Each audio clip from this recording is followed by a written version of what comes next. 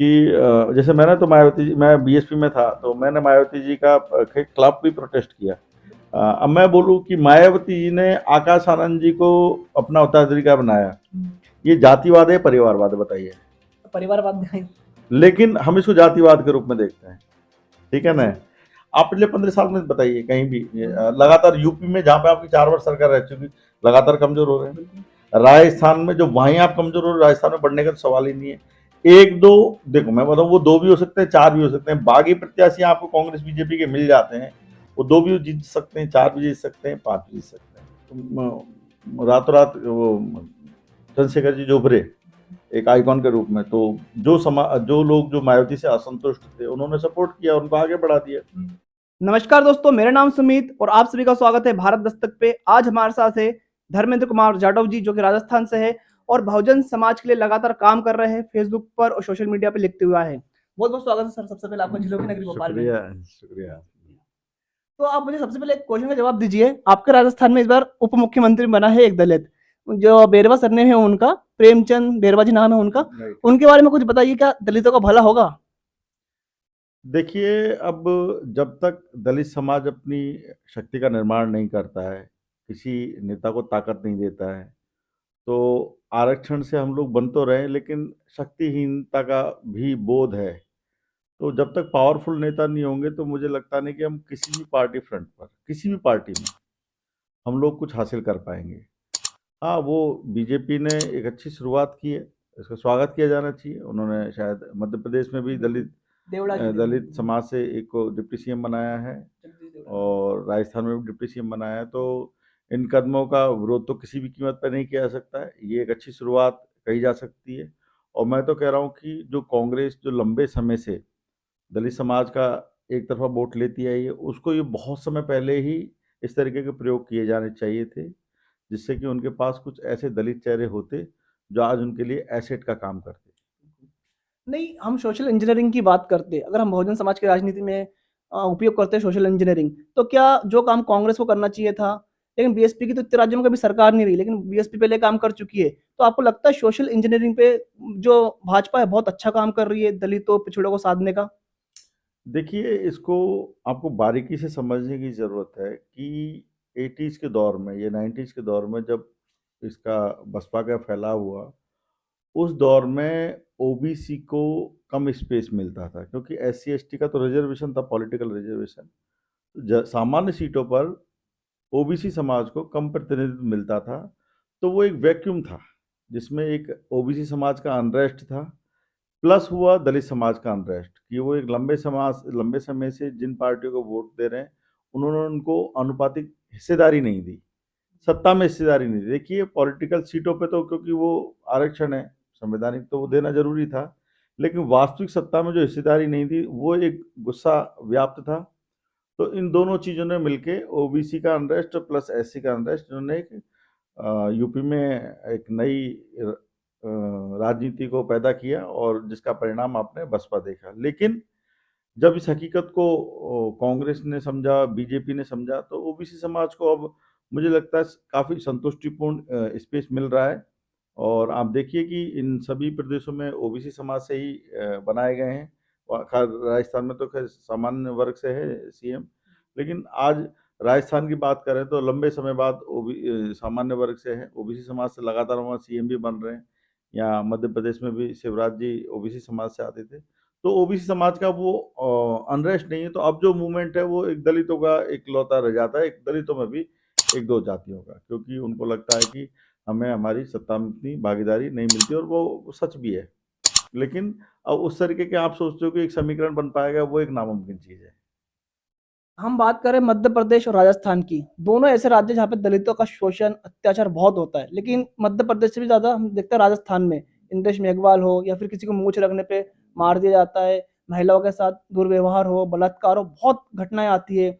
अधिकतर मेघवाल समाज के साथ ज्यादा होती है। नहीं, वो सभी समाज, दलित और सभी समाज, कमजोर और साथ में। कमजोरों के साथ सभी होती है, लेकिन हमने देखा है कि मेघवाल समाज के जो एक माना जाता है दलितों में एक समाज रहता है, जैसे कि महाराष्ट्र में मजबूत है तो मेघवाल राजस्थान में मजबूत है, उनके कई सारे एमपी है, एमएलए है। तो ये लोग क्या ध्यान नहीं देते? तब भी भाजपा की सरकार, अभी तो कांग्रेस की सरकार थी लेकिन भाजपा की तो केंद्र में सरकार है तब।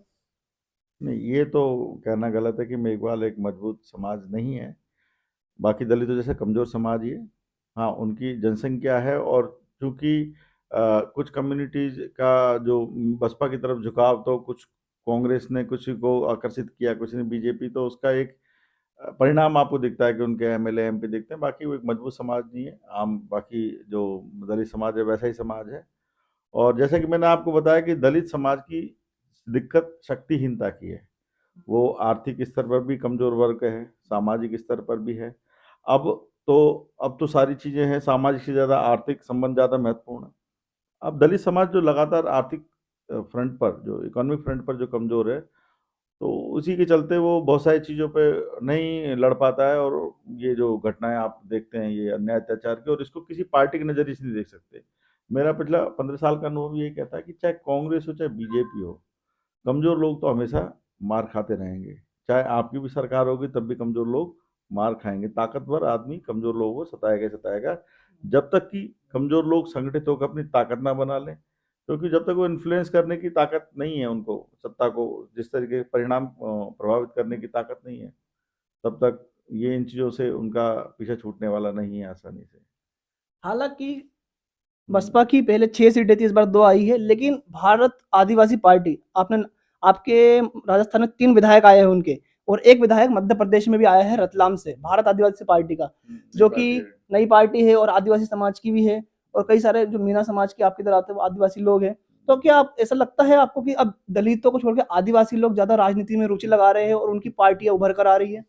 देखिए, ये अम्बेडकरी राजनीति का एक बड़ा असफलता लोग इस पे चर्चा करते हैं कि बहुत सारे लोग नए जो असंतुष्ट लोग हैं, उन्होंने बहुत पार्टियां बनाई, बहुत जल्दी से उन्होंने तेजी से सफलता भी प्राप्त करी। ये अम्बेडकरी मूवमेंट मूवमेंट का जहाँ लगातार अवसान हो रहा है, क्षय हो रहा है, कमजोर हो रहा है, वैसे में जो भारत आदिवासी पार्टी ने जो रिजल्ट दिया है, हालांकि ये बात अलग है कि जिन एरिया में रिजल्ट है वहाँ आदिवासी समाज की पॉपुलेशन 60%, 60% के आसपास है, तो उनके लिए वो एक आसान होता है। लेकिन आप देखिए कितनी जल्दी उन्होंने अपने आप को असर्ट किया, और हाँ, और कितनी जल्दी, पिछली बार भी हालांकि उनकी दूसरी पार्टी थी बीटीपी, उससे भी 2-3 सीटें आई थी, उसी से टूट के ये बनी है। लेकिन फिर भी ये कहना मतलब तारीफ काबिल है कि उन्होंने बहुत जल्दी अपने आप को असर्ट किया। दलित समाज से कम एजुकेशन होते हुए, दलित समाज से कम उनके रिसोर्सेज होते हुए जिस बेल्ट में हो, क्योंकि मीणा समाज उस बेल्ट में नहीं है, जो जिस आप मीणा समाज, पावरफुल मीणा समाज को जानते हैं, जो खासकर सवाई माधोपुर दौसा इस क्षेत्र में है, उधर तो कमजोर समाज है आदिवासी। तमाम उनके बावजूद भी कमजोरी के बावजूद भी उन्होंने अपने आप को असर्ट किया, और बहुत शानदार उन्होंने रिजल्ट भी बहुत अल्प समय में दिया है। आप क्या समझते हैं, बसपा जिस प्रकार से चुनाव लड़ी इस बार, बहुत ही मतलब उसका वोट परसेंटेज भी मध्य प्रदेश और राजस्थान में भी कम हुआ, सीटें तो मध्य प्रदेश में बिल्कुल नहीं आई, पिछली बार भला ही 2 आई थी, इस बार तो, और राजस्थान की बात करूंगा आप सबसे ज्यादा कि 6 से 2 पर आ गई, तो बहुजन राजनीति कहा जा रही है। देखो, ये 6-2-7 ये सब फालतू के आंकड़े वोट हैं। परसेंटेज मैं भी कम है। आपको बोलूं कि इनकी पार्टी में कोई भी वैसा आदमी जो लगातार इनके साथ जुड़ा हुआ है 5-10 साल से, वो तो कभी जीते नहीं, जिनको आप मूवमेंट का आदमी बोलते हो, या जो बहुजन वैचार की से मतलब रखता है। ये तो कुछ लोग जो कांग्रेस बीजेपी से के पावरफुल नेता, जिनका टिकट कट जाता है, वो जैसे उनका टिकट कटता है तो उनको एक वोट बैंक, दलित वोट बैंक, आसान वोट बैंक नजर आता है, तो बीएसपी से टिकट लेके वो कंटेस्ट करते हैं। उसी का परिणाम आप 2-4 सीटों के रूप में देखते हो, तो कभी 2 भी हो जाती है, कभी 4 भी हो जाती है। हालांकि उस चीज से फर्क नहीं पड़ने वाला है। देखिए, सबसे बड़ा प्रश्न ये है कि हमने अलग पार्टी क्यों बनाई? क्या जरूरत थी काशीराम जी को अलग पार्टी बनाने की, या क्या जरूरत थी डॉक्टर अंबेडकर साहब को अलग पार्टी बनाने की? उनको लगता था कि हमारी मर्जी के या जो हमारी वैचारिकी से जुड़े हुए लोग विधानमंडलों में नहीं पहुंच पा रहे हैं, ठीक है, इसलिए उन्होंने पार्टी बनाई। ऐसा तो है नहीं कि बसपा या आरपीआई बनाने से पहले कुछ लोग इलेक्ट होकर विधानमंडल ले जा रहे, तो सीटें तो फुली थी। ऐसा तो है नहीं कि सीटें फुल नहीं हो पा रही थी। हमारी शर्तें क्या थी? हमारी शर्त ये थी कि जो लोग बहुजन वैचारिकी में यकीन रखते हैं, जो लोग परिवर्तन कामी है, क्या हम उनको विधानमंडल भेज पा रहे हैं? तो उन 6 में से 2 में से 4 में से जिनकी आप काउंटिंग कर रहे हैं, क्या उनमें से कोई ऐसा व्यक्ति है जो बहुजन मूवमेंट को लेके चल रहा है, या आपके बीच से आंदोलन से निकला 10-15 साल, आप आपका उसमें से आपका कहना है कि पार्टी कार्यकर्ताओं को टिकट ही नहीं दे रही है इस पार्टी नहीं, टिकट नहीं दे रही है। हम लोगों ने उस तरीके से अपने कार्यकर्ताओं को ट्रेंड नहीं किया है कि वो गरीब कमजोर व्यक्ति को जिता सकें। अभी जो भी लोग, जो पावरफुल लोग हैं, जो पैसे जिनके पास अच्छा खासा है, वो अच्छी सीटों पे वो टिकट पाते हैं, उन्हीं को फिर वो उसी तरीके से, उनके वर्कर भी तभी काम करते हैं। उनके वर्कर हैं जो, जिनको आप मूवमेंट वाली पार्टी में बोलो कि मैं इन चीज़ों को बड़ा बारीकी से देखता हूँ कि इनके वनस्पत जो मेन स्ट्रीम की पार्टियां कांग्रेस बीजेपी, उनके वर्कर आपको ज़्यादा फ्री में काम करते हुए नजर आएंगे चुनाव के समय में, क्योंकि उन्हें लगता है कि अगर सत्ता में आएंगे तो उससे कुछ हम बड़ी प्राप्ति करेंगे। चुनाव से पहले प्राप्त कर लेने वाली जो मानसिकता डेवलप की है, ये बड़ी घातक है। मतलब कि पहले दे दो जितना भी है, हमें इंतजार नहीं करना है, पहले दे दो। तो ये एक पूरा इसका जो पूरा बहुजन मूवमेंट, जो दलित मूवमेंट है, जिसको आप अम्बेडकरी मूवमेंट, जबरदस्ती बाबा साहब को भी आप नाम खराब कर रहे हैं। इस पूरे मूवमेंट से जो निकले हुए लोग हैं, कमजोर लोग तो हैं, गरीब हैं, लेकिन एक बड़ी अजीब सी गंदी भूख, जो अभी नई जो वेव आई है, कहीं भी कोई ईमानदारी वाला पुट नहीं है उसका वही यही कारण है कि कोई मूवमेंट से जुड़े हुए लोग अभी राजनीति में नहीं भेज पा रहे हैं। बाकी जो लोग अभी, मैं तो आपको बोलूँ कि राजस्थान में तो ऐसे ऐसे उदाहरण हुए हैं कि विरोध को देखते हुए जिन लोगों का टिकट कांग्रेस बीजेपी ने काटा, वो आपकी मूवमेंट वाली पार्टी ने उसको टिकट दे दिया और विधायक बना दिया। ठीक है ना? मतलब दलितों ने विरोध करके कांग्रेस बीजेपी से जिनका टिकट कटवाया, वो आपकी पार्टी ने विरोध, उसको टिकट देके उसको एमएलए एमपी बनाया, तो उससे तो कुछ हासिल होगा नहीं। ऐसे ही हमारे एक राजस्थान में एक एमएलए, जिनको कभी कोई पार्टी टिकट देने के बारे में सोचती भी नहीं थी, मलिंगा जी थे, उनको पहली बार बीएसपी ने टिकट देके उनको, हाँ, धौलपुर से हैं, धौलपुर जिले से, और उनको पहली बार बसपा ने बनाया। उनका ही वीडियो वायरल हुआ था क्या, वो बीजेपी कार्यक्रम में जा रहे थे? पता नहीं मुझे, लेकिन हाँ, एक दलित जो एएन था उसको मारपीट करने में उनका नाम था, और बड़ा माहौल बना उसमें। और जिस दलित एएन की मारपीट की 2 साल से वो अभी भी एडमिट है हॉस्पिटल में। शायद वो 17-18 बार सर्जरी से गुजर चुके हैं। ठीक है ना? बड़ी स्थिति खराब है। तो ये हमारे दलित मूवमेंट का जो जो ये अवसान हो रहा है, ये एक समझने की जरूरत है। और मुझे लगता है कि अब दलित समाज भी कहीं ना कहीं अब ये मतलब कि उन्होंने मान लिया है, हार मान ली है कि अब हम रिजल्ट नहीं दे सकते, और शायद टू पार्टी सिस्टम की तरफ अब ये, जो जैसा कि अनेकों समाजशास्त्री और ये सेफोलॉजिस्ट बोलते थे कि देश टू पार्टी सिस्टम की तरफ जा रहा है। तो मुझे लगता है कि आने वाला समय बड़ा चुनौतीपूर्ण होगा, जो खासकर ये अपने अलग पार्टी चला रहे हैं, अलग पार्टी बना रहे हैं। अभी सामने ही हमारा 2024 के चुनाव है लोकसभा के, तो आपको क्या लगता है जो इंडिया गठबंधन बना है, कुछ 27 पार्टी उसमें है, अभी भी दिल्ली में उसकी मीटिंग हुई है, और ऐसा प्रस्तावित किया जा रहा है मीडिया की तौर से कि खड़गे जी, जो कि एक दलित समाज से आते हैं, वो प्रधानमंत्री पद के उम्मीदवार हो सकते हैं। ऐसा बताया जा रहा है मीडिया की तरफ से कि हो सकते हैं, जिसका समर्थन केजरीवाल, ममता बनर्जी ने किया है। तो आप क्या बोलते हैं उसको लेकर? देखिए, अगर मैं तो कह रहा हूँ कि हमारी तो इच्छा रहेगी कि दलित समाज का व्यक्ति पीएम बने, और खड़गे साहब एक सीनियर आदमी है, बनने चाहिए। लेकिन रणनीति भी उनको तय करनी चाहिए कि क्या चुनाव पूर्व इस तरीके का घोषणा फायदेमंद हो सकती है। ठीक है? घोषणा कर दें और कुछ रिजल्ट प्राप्ति नहीं हो तो भी ठीक नहीं है। पंजाब में हम देख चुके हैं कि अभी भी, खैर हालांकि कांग्रेस को इस बात पे विचार करना चाहिए कि उन्होंने किस तरीके का स्ट्रक्चर तैयार किया है। जब उसी स्ट्रक्चर में अपर कास्ट वाला अगर सीएम घोषित किया जाता है तो कहीं कोई विरोध नहीं होता है, लेकिन जैसे एक दलित होता है तो पार्टी के अंदर ही लोग विरोध करने पर उतार हो जाते हैं, खुद ही कहते हैं कि इस तरीके से वोट नहीं करेंगे, यानी कि वर्कर साथ नहीं देंगे। तो यानी कि आपने वर्कर को उस तरीके से ट्रेंड ही नहीं किया कि 10 में से एक बार भी दलितों को मौका मिले तो उस तरीके से तैयार। देखने को नहीं मिलती, लेकिन नहीं, भाजपा का तो देखो सिस्टम अलग है। देखिए, वो उसके पास एक सोशल ऑर्गेनाइजेशन है, आरएसएस। उनके लिए जो ताकत है वो सोशल ऑर्गेनाइजेशन में है, वो अपने संगठन पे काम करते हैं, वो उनके लिए सीएम वीएम मायने नहीं रखते। काम, उनकी ताकत असली कहीं और निहित है। और जो दलित पार्टियों में वैसा नहीं है, जो वन मैन आर्मीशिप है, वो भी एक खतरनाक प्रवृत्ति है जिसमें नायक पैदा हो रहे हैं। और डॉक्टर अम्बेडकर ने जैसे कहा, नायक पूजा, उसका खतरे अब हम देख रहे हैं कि वास्तव में ये नायक पूजा वाकई एक बहुत खतरनाक चीज़ है, और हमको इसे दूरी रखनी चाहिए थी।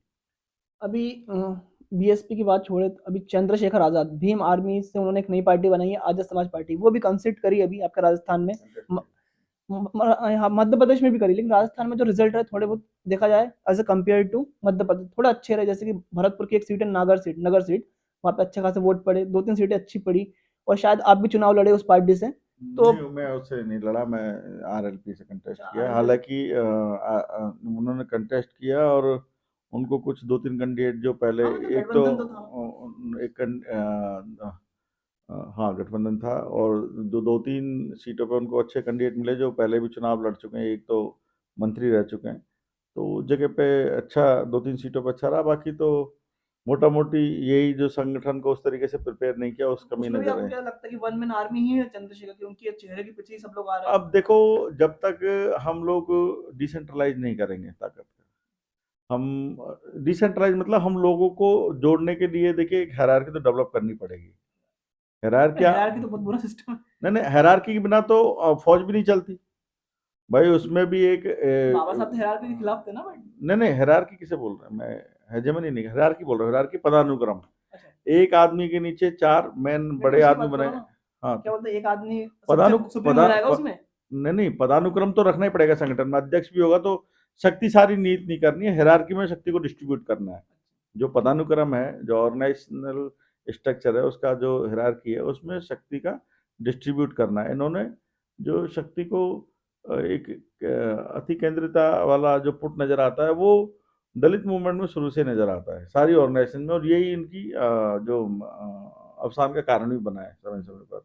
और बड़ी ऊर्जा है समाज की, वो गरीब समाज की बार बार बेकार हो जाती है, क्योंकि हर बार उन्हें नए लोगों को नई तरीके से मूवमेंट को संगठित करना पड़ता है। तो ये हमारे जो बुद्धिजीवी हैं उनको इस बात पे विमर्श करना चाहिए। और मैं तो कहता हूँ कि ये एक हमारी जो पुरानी जो पीढ़ी के बुद्धिजीवियों की भी एक, मैं तो बोलूँगा कि एक बेईमानी है, बौद्धिक बेईमानी। कि जैसे मैंने तो मायावती जी, मैं बीएसपी में था तो मैंने मायावती जी का के खिलाफ भी प्रोटेस्ट किया। बिल्कुल बिल्कुल, ये आप उनकी, दिल्ली में हाँ हाँ, गए थे तो मैंने याद है मुझे। उनकी परिवारवाद के खिलाफ मैंने 6 साल पहले आपने किया। परिवारवाद का प्रोटेस्ट किया लेकिन अभी तो आप देख रहे हो उत्तराधिकारी कौन बने। हाँ, वो नहीं, हमें तो मालूम था ना कि वो 15 साल से इसी फिराक में है कि कब मेरा बेटा 25 साल का भतीजा बन जाए और मैं कब उसको ये तो उनके काम धाम से दिख ही रहा है। हर इंसान पे आप धोखेबाजी का और इस तोहमत लगा दोगी तो जेल भेजो ना आप उनको। अगर किसी ने फ्रॉड किया तो जेल भेज दो आप उनको। आप फर्जी बातें करेंगी कुछ भी बिना उसके, तो मैं भी कह सकता हूँ ऐसे तो कि आप बेईमान है। तो बहन जी के लोगों का कहना है कि बहन जी को कोई मिलता ही नहीं, जो भी मिलता है सब धोखा दे देते हैं। कौन धोखा दे दिया? नाम तो बताओ क्या धोखा दे दिया? पार्टी में है सारे उनके। राजा राम जी से पहले राष्ट्रीय उपाध्यक्ष थे, वो भी पार्टी में है। अगर वो धोखेबाज है तो उनको पार्टी से बाहर निकालो। ठीक है ना? इसके बीच में जो भी लगाए गए हैं और वो किस तरीके से चयन किए गए हैं, उनकी चयन प्रणाली पे भी उठता है। उन्होंने कभी फेयर इलेक्शन क्यों नहीं कराए? फेयर इलेक्शन से आने चाहिए। उनको जो अलग अलग प्रदेशों में जो बनते हैं जो चुनाव दल, वो बनाना चाहिए। ठीक है ना? तो वो एक फेयर इलेक्शन कराएं और डेमोक्रेसी को मजबूत करें। मैं तो देखता हूँ, देखो बीजेपी ने भी राजस्थान में एक नए आदमी को मौका दिया, सीएम बनाया, तो इसका एक प्रभाव भी जनता का जुड़ाव में आप देख सकते हैं। क्योंकि कार्यकर्ता इससे एम्पावर्ड होता है, कार्यकर्ता को लगता है कि मेरा ही मौका लग सकता है। हालांकि वो भी एक मेरे हिसाब से रैंडम फैसला है, लेकिन नए लोगों को मौका तो मिला ना उस चीज़ से लेके। तो हमारे जो संगठनों में सबसे बड़ी जो प्रॉब्लम है, ये परिवारवाद, एकाधिकारवाद है। और शायद इसी को ब्राह्मणवाद बोलते हैं, क्योंकि ब्राह्मणवाद जिसे हम बोलते हैं वो यहीं से पैदा हुआ है। अब मैं बोलूँ कि मायावती जी ने आकाश आनंद जी को अपना उत्तराधिकारी का बनाया, ये जातिवाद है परिवारवाद है? बताइए। परिवारवाद दिखाई। लेकिन हम इसको जातिवाद के रूप में देखते हैं। ठीक है ना? बेसिकली जो आपके समय में, अगर पुरानी जो आप देखेंगे कि ये सबसे पहली संस्थाएं क्या बनी हमारे देश में? सबसे पहली संस्थाएं बनी हमारे देश में, गुरुकुल बने और मंदिर नाम की संस्थाएं बनी। तो जो वर्ग जो पहले, सबसे पहले जिन्होंने गुरुकुल बनाए, जिन्होंने मंदिर स्थापित करवाए, जो पहले पुजारी बन गए, उन्होंने इन पदों को पीढ़ी दर पीढ़ी बना दिया। बेसिकली उन्होंने परिवारवाद को ही प्रश्रय दिया था, जिसको आज हम जाति के रूप में देख रहे हैं। अगर, क्योंकि अब जैसे मैं आज़ादी के बाद की बात बोलूँ कि देश में आज़ादी के समय में सबसे ज़्यादा पढ़ी लिखी कम्युनिटी अगर कोई है तो वो ब्राह्मण समाज थी। तो जाहिर सी बात है कि अब डेमोक्रेसी आ गई तो कुछ पेपर वर्क भी करना है, कुछ पढ़े लिखे लोग भी चाहिए, कानून के ज्ञाता लोग भी चाहिए, बहुत सारे लीगल, राजनीति में लीगल पहलू भी देखने होते हैं। तो ऐसे में ब्राह्मण समाज हर पार्टी में टॉप पे दिखाई दिया। तो जब आप परिवारवाद कर सकते हो, तो उन्होंने भी अपने रिश्तेदार नातेदारों को अपने बाद में सेकंड मोस्ट इंपॉर्टेंट सीटों पर लगाया। तो आपको लगता है कि वो जातिवाद कर दिया? बेसिकली उन्होंने भी अपने करीबी लोगों को, जो रिश्तेदार नातेदार उनको बैठाया था। वही तो मायावती जी कर रही है, उसी को तो आप बोल रहे हो कि हमें मौका नहीं मिले, हमें अवसर नहीं मिले, इसी चीज के तो खिलाफ आप लड़ रहे हो। आप जब उसके खिलाफ लड़ रहे हो तो इसको कैसे जस्टिफाई कर सकते हो? ये सेम ब्राह्मणवाद एकाधिकारवाद को ही बोलते हैं कि कुछ लोगों ने जो अच्छे काम हैं, अच्छे जहाँ रिसोर्सफुल काम है, उन पे एकाधिकार जमा लिया। यही तो ब्राह्मणवाद बोलते हैं कि उस जगह हमारी रीच नहीं है, हमें अवसर वो नहीं मिल पाते, इसी को तो हम बोलते हैं ना ब्राह्मणवाद। तो यही तो ब्राह्मणवाद है भाई। और हमारे जो समाज के लोग हैं, दलित समाज के लोग, इसका अभी खतरा नहीं देख पा रहे। अभी एक नई परिपाटी आ गई है कि आप एक तरफ बोलते हो कि हम लोग बाबा साहब का मूवमेंट चला रहे हैं, दूसरी तरफ जो भी खामियां हैं दूसरी पार्टियों में, सारी खामियां आपने अडॉप्ट की है बोल के कि जब ये चीज कांग्रेस बीजेपी में स्वीकार्य है तो आपको हमारी पार्टी, इस पार्टी में स्वीकार क्यों होना काफी चाहिए? लोग बोलते हैं जब काशीराम राहुल जी, गांधी को बनाया गया तो काशीराम जी के भाषणों के शुरुआती अंशों में सबसे ज्यादा ये रहता था कि बाबू जगजीवन राम जी को पीएम बनने का मौका मिला तो उनको नहीं बनने दिया गया, ऐसा उन्होंने बनाया कि वहाँ पे एक मठाधीशवाद है, गांधी परिवार का एक बोलबाला है, एक ही परिवार का कब्जा है, उन्होंने भाषणों में रखा इस चीज को, अंश को। आज उन्हीं की पार्टी की क्या दुर्गत हो रही है? तो आप क्या देखते हैं बहुजन राजनीति को? क्या है भविष्य बहुजन राजनीति का? मतलब मैंने बोला ना, बहुजन को अगर आप SC ST OBC संदर्भ में देखते हैं तो वो उसका तो अब कोई अभी कोई क्या कहते हैं, कोई मतलब नहीं है, अभी कोई मौका, पॉसिबिलिटी नहीं आने है वाले 5-10 सालों में कुछ नहीं नहीं नहीं नहीं। आप भी देखिए ना, OBC समाज ही रिसोर्स उपलब्ध कराता था उस पार्टी को, जिसको पॉलिटिक्स को। जो बहुजन राजनीति जो यूपी में पैदा हुई वो एक अनरेस्ट से पैदा हुई, प्रतिक्रिया के शुरू। OBC समाज को तब तक मौका नहीं मिल पा रहे थे।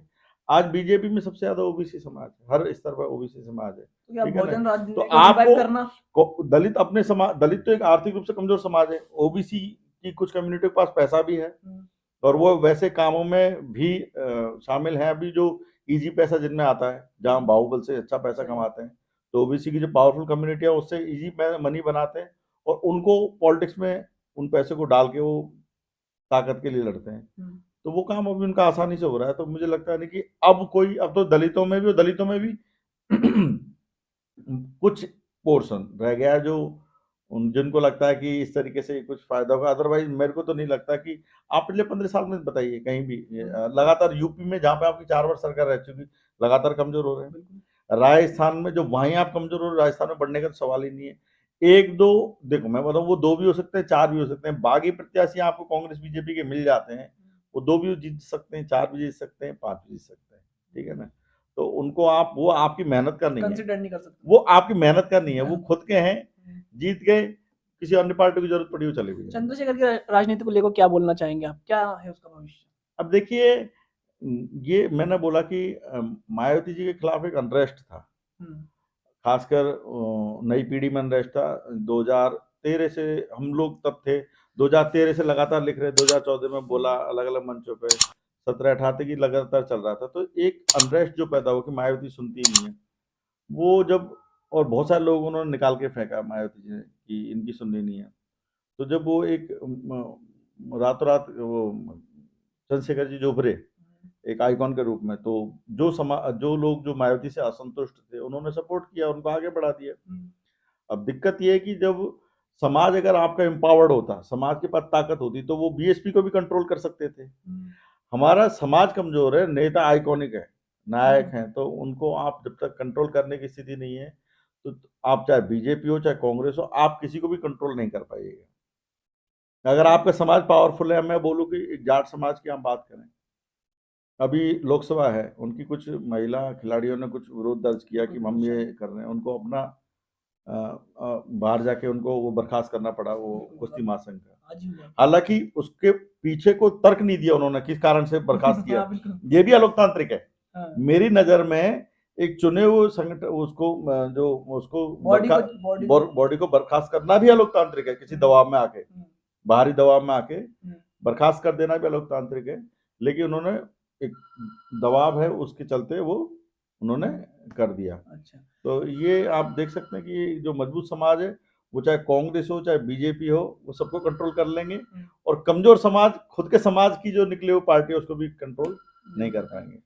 अभी बहुत ट्रेंडिंग में एक मुद्दा चल रहा है, विवेक बिंद्रा एक मोटिवेशनल स्पीकर है, उन्होंने, उनके कुछ वीडियोस वायरल हुए, लल्लन टॉप का एक इंटरव्यू वायरल हुआ है, उनका आरक्षण को लेकर जो उन्होंने कहा है कि आरक्षण वाले पेट में केची छोड़ देते हैं, रुई छोड़ देते हैं, पूरा मिला के देखा जाए तो बंदा ऐसा दिखाई देता है कि बिल्कुल मनुस्मृति समर्थक है। देखिए वो उनका ना एक और उसका भी केस भी आया उसकी बीवी वो को उसने। देखिए वो एक उन्होंने एक नैरेटिव बनाया हुआ है, वो आज से नहीं बहुत समय से बनाया हुआ है। अभी आरक्षित वर्ग तो अपर सामान्य वर्ग भी है, ईडब्ल्यूएस आ गया है और कई कॉम्पिटिशन्स एग्जाम में तो जो ये ईडब्ल्यूएस का जो है वो कट ऑफ एससी एसटी से पीछे गया है। तो बेसिकली उन्होंने अपना माइंडसेट बना रखा है, तो वो उस चीज को नहीं करेंगे।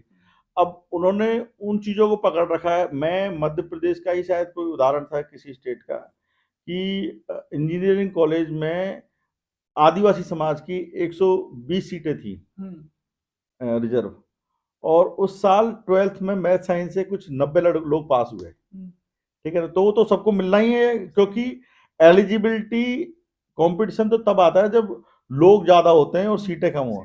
उनकी तो सीटें ही कम है, तो वो जाना ही है। तो उन्होंने उस उदाहरण को पकड़ रखा है कि 0 नंबर पे भी उनका हो जाता है। ठीक है ना, तो बेसिकली ये लोग तो दकियानूस लोग हैं।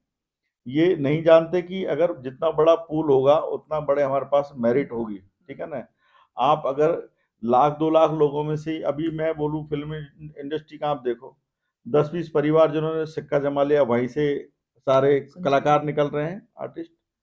नेतागिरी में 10-20 जो चेहरे हैं उन्हीं से सारे क्या कहते हैं नेता निकल रहे हैं। तो ये सब एकाधिकारवाद का ही सब परिणाम आप देख रहे हैं।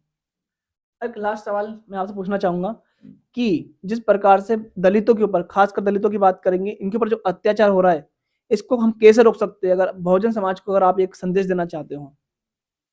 देखिए मैंने आपको बोला ना कि सबसे बड़ी शक्तिहीनता है ताकत निर्माण।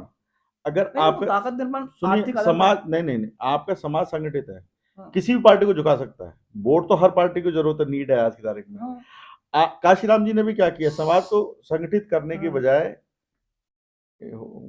समाज को संगठित करने की बजाय उन्होंने उसको महापुरुषों के नाम पे वोट देना सिखाया कि अम्बेडकर के नाम पे वोट कर दो, ये वोट कर दो। तो बहुत जल्दी बिखराव भी हो गया, क्योंकि उसका कोई परिणाम नहीं निकला। अभी अगर समाज संगठित हो जाता तो जो समाज 95 में सरकार बना सकता है, वो आज वो एक भी एमएलए के लिए क्यों तरस रहा है?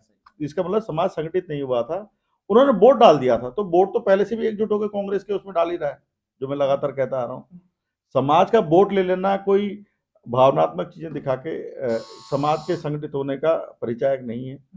संगठित करना एक प्रक्रिया है, और अगर संगठित होता समाज तो निश्चित रूप से उसका, अगर संगठित होता है तो सभी पार्टियों को वो प्रभावित कर सकता है, उनको कंट्रोल कर सकता है। तो बहुत बहुत धन्यवाद धर्मेंद्र जाटव जी, आपने हमको इंटरव्यू दिया और बहुत अच्छी बातें बताई। तो हमारे साथ धर्मेंद्र जाटव जी। मिलते हैं किसी और मेहमान के साथ अगले वीडियो में। तब तक देखते रहिए भारत दस्तक। लाइक करिए, शेयर कीजिए और चैनल को सब्सक्राइब करना बिल्कुल भी ना भूलें। धन्यवाद।